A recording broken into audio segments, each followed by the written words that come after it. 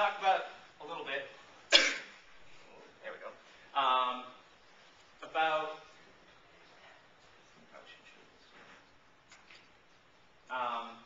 why it's important to have these comments and ratings and stuff like that. And like I said before, it's about getting the feedback so you can make your product better, make your newspaper better. So I want to show you some great examples of what people are doing in new media. And it might not always be the people that you expect that are going to do these kinds of things. Anyone tell me who they don't expect in new media up here? Be the back end? Yeah. I thought it was awesome. I'll show you what they did. But first, I want to show you the new White House website. This website was launched literally seconds after President Obama was sworn into office. It is basically the epitome of a new media website. It is very well done. They had mega professionals, the best in the industry, make this website. Excellent design, excellent new media functionality. The very first thing that you notice on this website is a slideshow. And it's excellently done, excellently designed. And it's not only that, but this website is absolutely loaded with new media. So, just to show you, up here in the briefing room, I'm not sure if everyone can read that. There's a blog that's updated every day. There is the weekly address, which is very cool. President Obama decided that every Saturday morning he was going to put up a YouTube video talking about what happened with his administration that week. Every Saturday morning. Slideshows. They have videos of all the speeches, press briefings, press releases. This will bring people to this website. It'll keep people on this website, and it'll keep them coming back, which is very important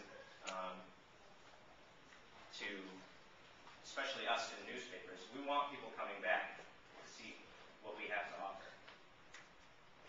The second, which is my favorite,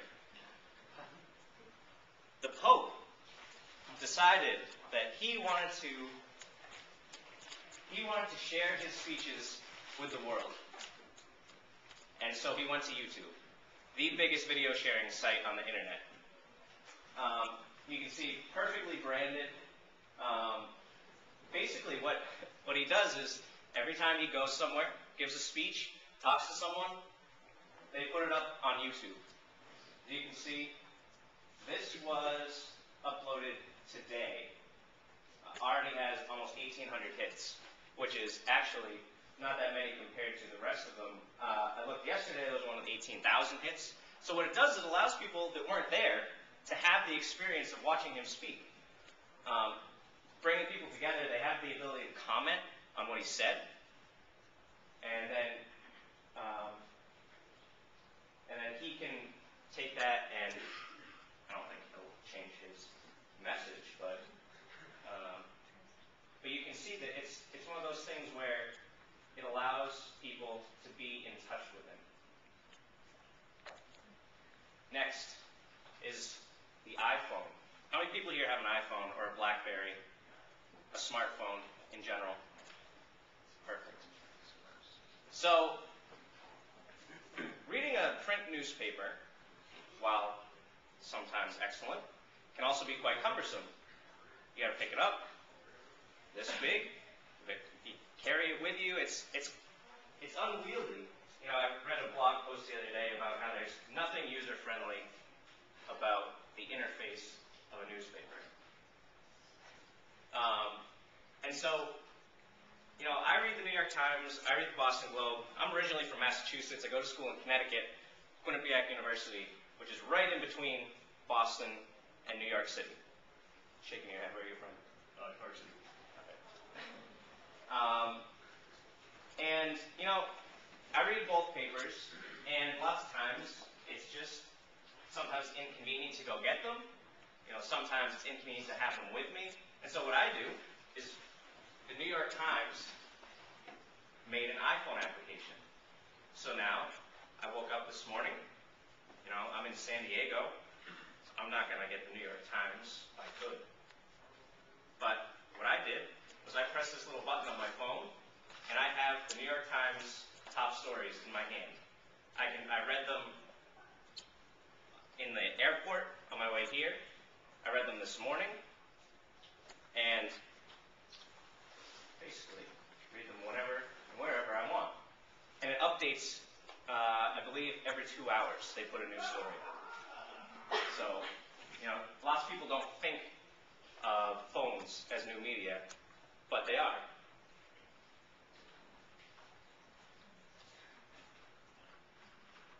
All right. How many people here have heard of Twitter? Nice. How many people have an account? How many people have a newspaper account? 2, 3, 4, 5, 6. All right, good. Well, Twitter is an awesome tool. What it does is, in 140 characters, you have to answer the question, what are you doing? Which, in some respects, is really hard. In some respects, it's awesome. Because what you can do is you can share videos, share what you're reading, share what you're looking at, share an idea, do research, have conversations. And newspapers have now started to get into it. You can see Wall Street Journal, almost 16,000 followers. That's 16,000 people that may not have had the chance to read their newspaper, but the Wall Street Journal is sharing links to their stories. These people can now go on and read it online. It's super easy. You can get ideas, conversations, and I'll show you a little bit about that. So is it some of the paid material? The Wall Street Journal does do some of their paid material. They put it up there. Yep.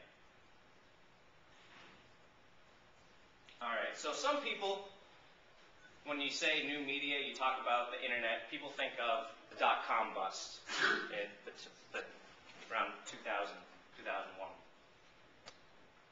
And they say, well, yeah, it's a cool thing, it's fun, it's helpful, but will it last? Isn't this just a fad that people are going through? They want to be on Twitter, they want to be on Facebook. And some people will say yes, but the fact is that we live in a very social world right now. We have the ability to go online, go on Facebook, and be instantly in touch with all of our friends. We can see pictures of what they've been doing, who they've been hanging out with, who they've been posting, what they've been posting, whose walls they've been posting on. We have cell phones. We're constantly connected. Looped is one of the things that actually kind of creeps me out. It's an iPhone application that uses your GPS, and anyone can go on, and if they're my friend, they press, let's see where Griff is. First dream. Exactly. But it's one of those tools that allows you to maybe say, I go out into the city today, and one of my friends is around on business, and they say, where's Griff? And they see that I'm here. It's one of those things that we can meet up and, I don't know, have a drink, have lunch, whatever. And the thing about social media and new media is that print journalism, I'm not here to tell you that print journalism is going down the drain, because I don't think it's going away. I don't think it'll ever go away, but I think that, I know that it's declining. Subscriptions are declining, circulations are declining. Papers are losing money every day. The New York Times, for example, didn't give out a dividend this quarter, which is a huge deal. But they're just doing it to try to save cash. So the problem is that print journalism as we know it won't be around when we go to get a job. People are going to have to know these new skills. They're going to have to know how to upload a video. They're going to have to know how to post links, how to do a multimedia story. And so this College Journal, has anyone here heard of CoPress? 2, 3, 4. All right, College Journal is sponsored by CoPress, which is a group of students who are trying to basically revolutionize